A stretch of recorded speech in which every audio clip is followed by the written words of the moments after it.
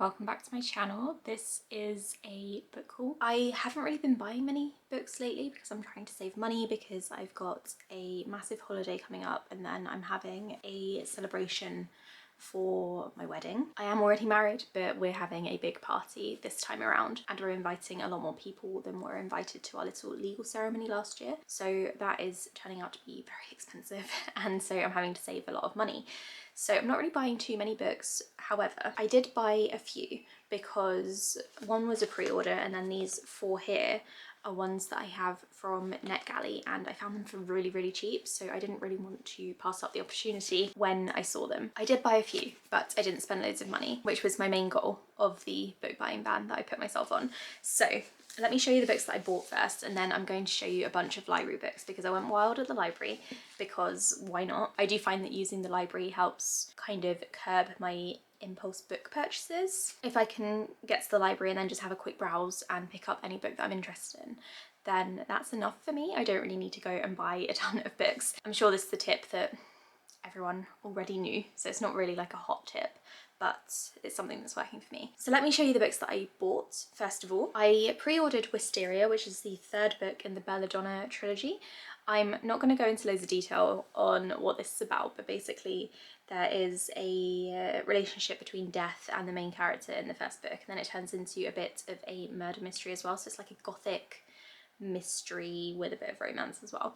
And I absolutely loved the first book and I really enjoyed the second, but I can't remember much about it, so I'm gonna have to do a quick reread and recap of that before I read Wisteria. I'm really excited for this one. I adore these covers as well, they're absolutely stunning, so I'm really glad that I've got them in my collection. Like, the artwork is just absolutely beautiful. I think these might be some of my favourite book covers ever. And then, as I said at the beginning, the next four books that I bought are all ones that I had on NetGalley already and I really wanted physical copies for myself because I think I will really enjoy them. The first one I got is a non-fiction book called Stolen Lives, and this is about slavery in the UK and human trafficking, so in modern Britain. I think the author has done a lot of research and she follows in this book a couple of people who were victims of human trafficking, and I find that that's not really something that is talked about very much in the UK. Companies and stuff always go on about, they have the disclaimer where they don't support human trafficking or modern day slavery or anything like that, but no one really talks about how it is actually currently happening. So I'm really looking forward to giving this one a go. And then the next three are all sci-fi books, so I was going for a bit of a theme accidentally. The first one is The Last Human, and this is exactly what it sounds like. It's literally about the last human among a bunch of aliens, I think, and she is seen as very dangerous. I'm guessing because the other beings in the galaxy don't really understand humans and they've probably heard like horror stories. So yeah, really looking forward to reading this one. I think it's probably going to be quite humorous as well. It says here there's something about a bounty hunter, a stolen ship, aliens, adventure, mystery, and Andy Weir also blurbed it, so that's very interesting. I also picked up Across the Void, again a sci-fi book, like I said, going for a theme here.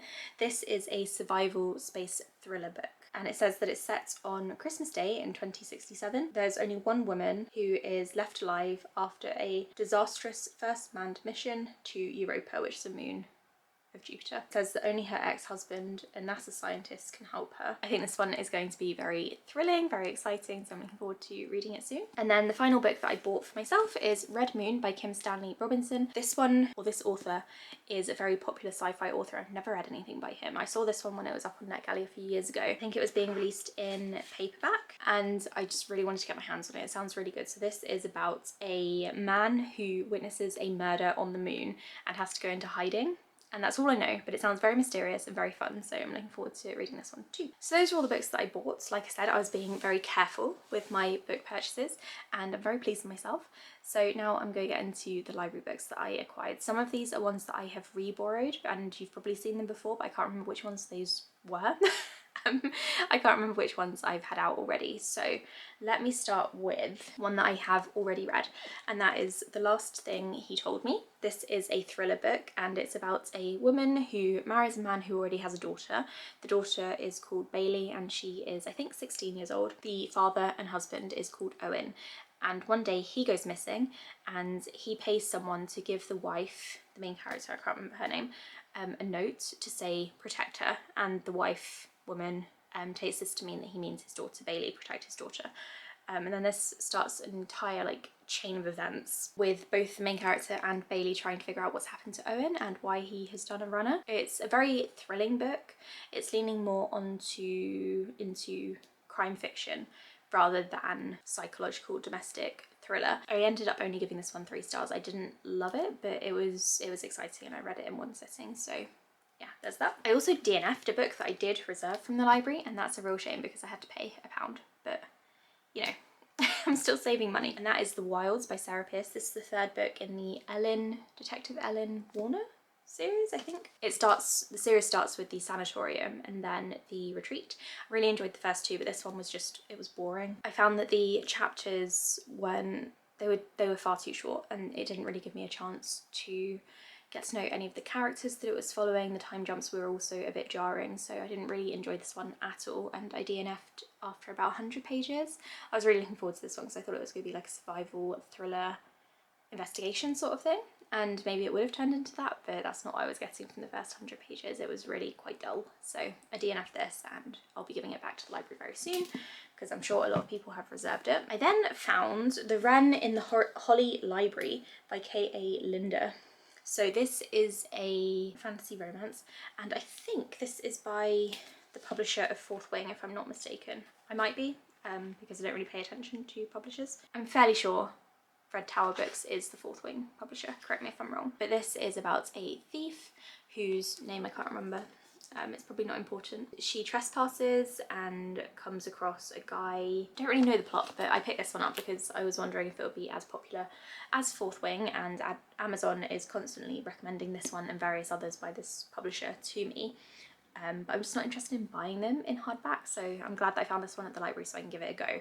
I'm not expecting great things because I'm sure I've heard this publisher or imprint is just pushing out books, and after the success of Fourth Wing, kind of riding on that, whereas we all know how Iron Flame turned out. It's absolutely terrible. So maybe they should, you know, take a step back and maybe focus on the books they're releasing and edit them properly, but we'll see. Maybe this one will be really good. I also reserved The Book of Doors from the library, and this is the reason why I went there to go and pick it up. This is a parallel dimension sort of thing.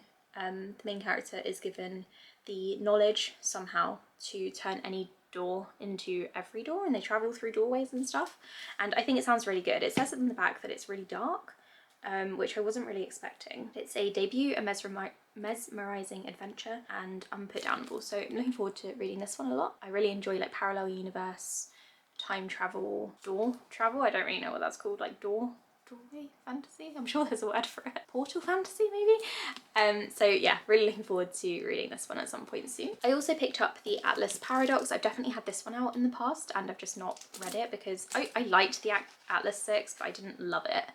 But I would really like to finish off the series because I liked it enough to do that. So I might try and get to this one soon while I'm like fairly hyped for it, now that I've picked it up back off the shelf, and then I can pick up the other book from the library as well because I saw that the third one's there. I just didn't want to get them both out at the same time, just in case I disappointed myself. So yeah, this is the second book in the Atlas 6 series. I don't think the follow-up books received as much attention as the Atlas 6 did. That was incredibly hyped when it first came out, so we will see about this one. I hope that I like it. I'm just not really sure what to expect. I picked up Anita de Monte Laughs Last. I can't, oh god. You can see what the title is, hopefully. This is a dual timeline murder mystery kind of thing, I think. It says here that Anita de Monte is a rising star in 1985 New York. She's found dead, and it's all very tragic. And then by 1998, a history student is preparing for her final thesis, and I think she starts investigating or trying to figure out what happened to Anita. So I'm looking forward to trying this one out. This was on Goodreads' best books of 2024 so far, and I'm trying to get ahead of the Goodreads Choice Awards this year so that I can actually do a decent vlog during Vlogmas or Bookmas. I always find out about books way too late and I haven't really read many of the ones that are going to be nominated, but I'm thinking this one will be because it was already on the best books of 2024 list. So yeah, I'm gonna give this one a go, see how it is. I picked up Holiday Read because I saw it on the shelf, and this is one that I've actually got from NetGalley. This is just a contemporary romance set in Cornwall, so a good summer read. I don't know if I'm going to get around to this because I obviously have way too many books out, but I'm hoping maybe to read this while I'm on holiday, and it's probably a good one to pick up. I've got a couple of books here that I mentioned on my September TBR, and the first one is The Chamber by Will Dean. This is a survival thriller about divers, and they get stuck deep underwater, and I don't know if I've mentioned this already, but I am very scared of deep water in the ocean and also of space, so I think this one is probably going to really scare me, but I'm gonna read it in September and find out. And then I also picked up A Study in Drowning, which is a fantasy book about fairy kings, I think.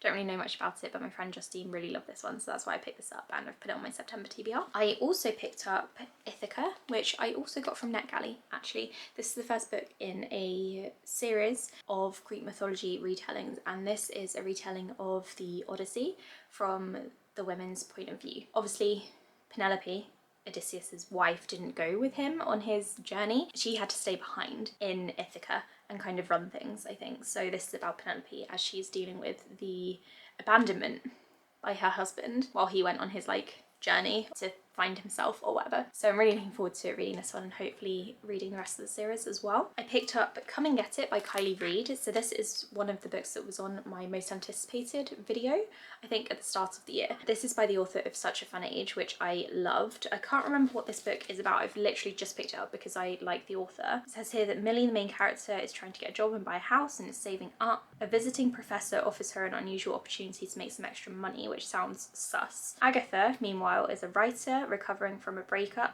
She strikes gold when interviewing the girls in Miller's dorm, and the two of them form an unlikely relationship. It says here that it's a tension-filled story about desire, consumption, and bad behaviour, so I'm looking forward to reading this one. I'm also thinking this one might be on the best books of 2024 list, even though it's not super popular. I've not really seen many people reading it. Kylie Reid is definitely well known and well regarded, so yeah, maybe this one will be on the Goodreads Choice Awards list as well. And then I picked up 2 horror books in anticipation of Halloween because I want to get ahead of the curve or ahead of the game and start reading some horror books ready for autumn. The first one is one that I've definitely borrowed before, and that is The Reformatory. This is, I still don't really know what it's about, like a haunted school or something. I really wanted to pick it up before, but it's such a long book, it really put me off, but I'm thinking I'm going to enjoy it. It says it's set in Florida in 1950 and it's basically a ghost story of some sort. So yeah, looking forward to reading this one. And then the final book that I borrowed from the library is The House at Phantom Park, and this person, Graham Masterton, has written a lot of horror books, so I'm thinking about trying this and then reading a few more of his. I'm sure I saw my library had a couple of his other books, and this is his bibliography, so he's written loads, and I'm thinking maybe I can read a few of them for Halloween. This one in particular is set in an abandoned hospital.